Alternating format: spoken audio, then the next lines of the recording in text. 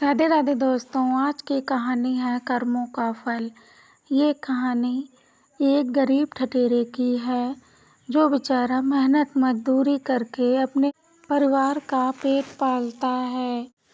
चंदनपुर गांव में रामू नाम का एक ठठेरा रहता था। वह बेचारा बहुत गरीब था, लेकिन अपना जीवन आराम से काट रहा था और खुश था। वह अपने परिवार का लालन पालन आराम से कर लेता था। एक दिन ठठेरा बर्तन बनाकर अपनी पत्नी से बोला कि तुम ऐसा करो, मेरे लिए 2 वक्त का खाना बनाकर रख दो और मैं बाहर जाकर सेठ से मिलकर कुछ पैसे ले आता हूँ। हमारे बच्चों की फीस जमा करनी है और घर के खर्चे भी चलाने हैं। उसकी पत्नी ने कहा, ठीक है जी, मैं तुम्हारे लिए खाना बना देती हूँ। वह 2 वक्त का खाना बनाकर रख देती है। वह ठठेरा खाना लेकर बाहर शहर की तरफ निकल जाता है। सेठ से मिलता और कहता, सेठ जी, मुझे कुछ पैसे दे दो, मुझे अपने बच्चे की फीस जमा करनी है और अपने घर का खर्चा चलाना है। अब मेरे घर में कुछ तंगी आ गई है, जिससे घर का खर्चा सही से नहीं चल पा रहा है। तो उसने कहा, देखो तुम्हारे 2000 रुपये बन रहे हैं।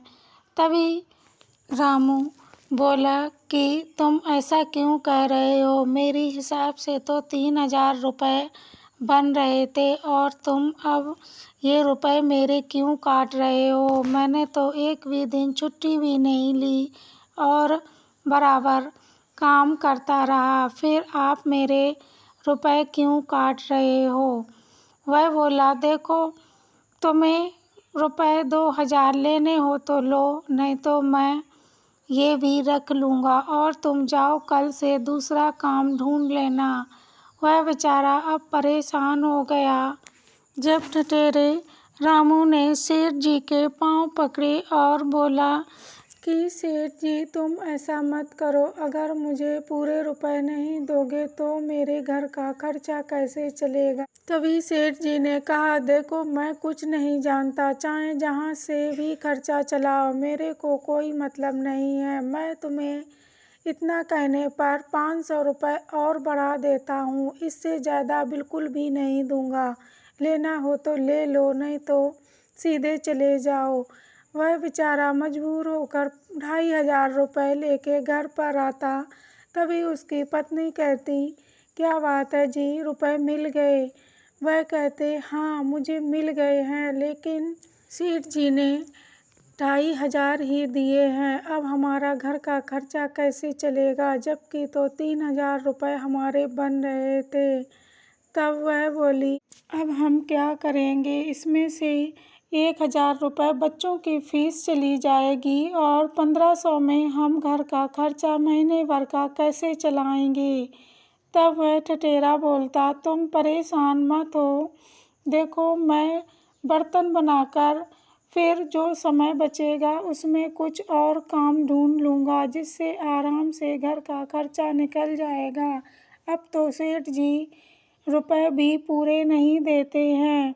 तभी सारे ठठेरे रामू के पास आ जाते और कहते हैं कि भाई, अब ये सेठ हम लोगों को बेवकूफ़ बना रहा है, पूरे पैसे बिल्कुल भी नहीं देता है, कभी 2500 तो कभी 2000, जबकि हमारे 3000 बनते हैं और ये कुछ दिनों से आनाकानी करने लगा है। अब हमें कुछ ना कुछ जुगाड़ करनी चाहिए, नहीं तो भूखों मरने की नौबत आ जाएगी।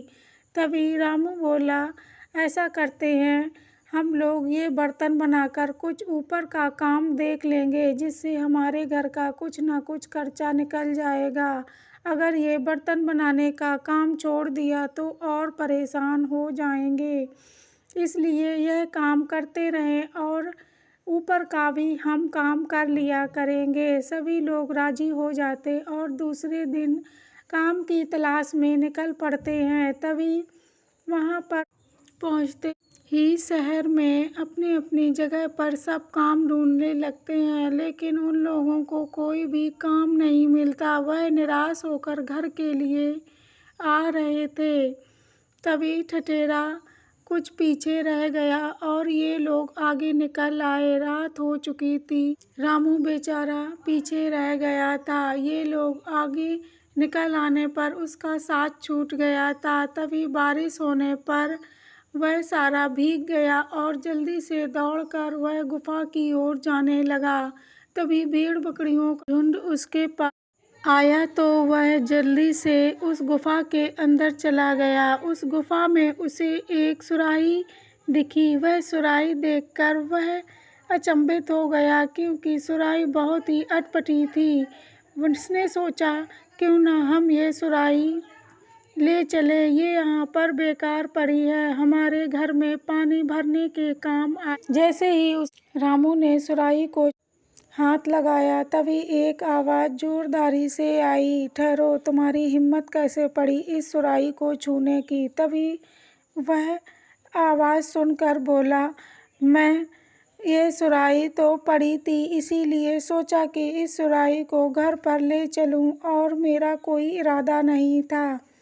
तुम कौन हो, मुझे दिखाई पड़ जाओ। तब वह सामने साधु आते हैं और बोलते कि बेटा मैं हूँ, मैं तो तुम्हारी परीक्षा ले रहा था, लेकिन तुम तो बहुत सीधे साधे और एक नेक इंसान हो। तुम चिंता मत करो, तुम्हारी सब परेशानी मैं अंतरात्मा से देख चुका हूँ, तुम्हें कुछ बताने की ज़रूरत नहीं है। अब तुम ऐसा करो, यह सुराही अपने साथ ले जाओ और नेक काम के लिए इसको इस्तेमाल करना, कभी भी कोई लालच मत करना जिससे ये सुराही खराब हो जाए। तभी वह कहते, हाँ बाबा जी, मैं यह सुराही कभी भी लालच के लिए इस्तेमाल नहीं करूँगा, एक नेक काम के लिए करूँगा। वह सुराही लेकर जब घर पे आता तो उसकी पत्नी बोलती, क्या बात है, कोई काम मिला? वह कहता, नहीं, कोई हमें आज काम नहीं मिला और मैं बिल्कुल भीग चुका था।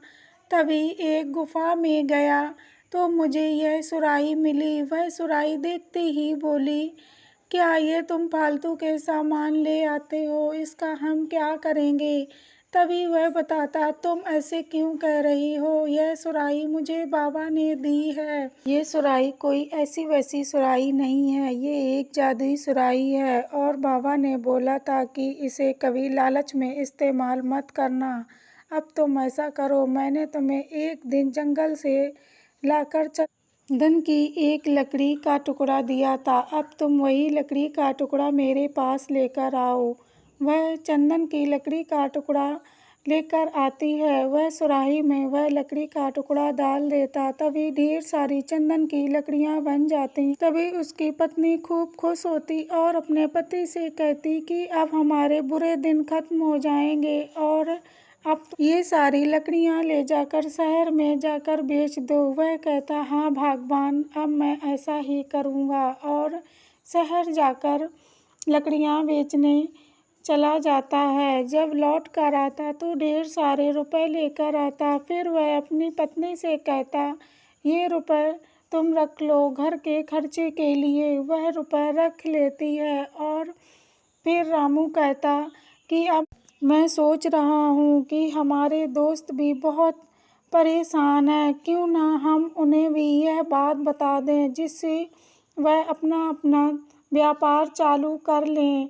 और बाबा ने भी हमसे कहा था कि नेक काम में ये सुराही इस्तेमाल करना, अगर लालच किया तो हम लोग बर्बाद हो जाएंगे। तभी वह कहती, हाँ तुम सच कह रहे हो, ऐसा करो, अपने दोस्तों को भी बताकर उनका भी कोई नया व्यापार चालू करवा दो। वह घर से बाहर निकलकर अपने सारे दोस्तों को बुला लाता है और सुराही की बात सबको बताता है। तभी सभी दोस्त उस सुराही का इस्तेमाल करके वह अपने अपने घर का खर्चा चलाने के लिए कुछ व्यापार चालू कर लेते हैं, और वह इस तरीके से खुश रहने लगता और उसके दोस्त भी आराम से अपने दिन काटने लगते हैं। तो दोस्तों, कैसी लगी ये कहानी? अगर अच्छी लगे तो कमेंट में हमें ज़रूर बताना और ऐसी कहानी सुनने के लिए मेरे साथ जुड़े रहना। तो फिर दोस्तों कल फिर मिलेंगे। जय श्री राधे कृष्णा।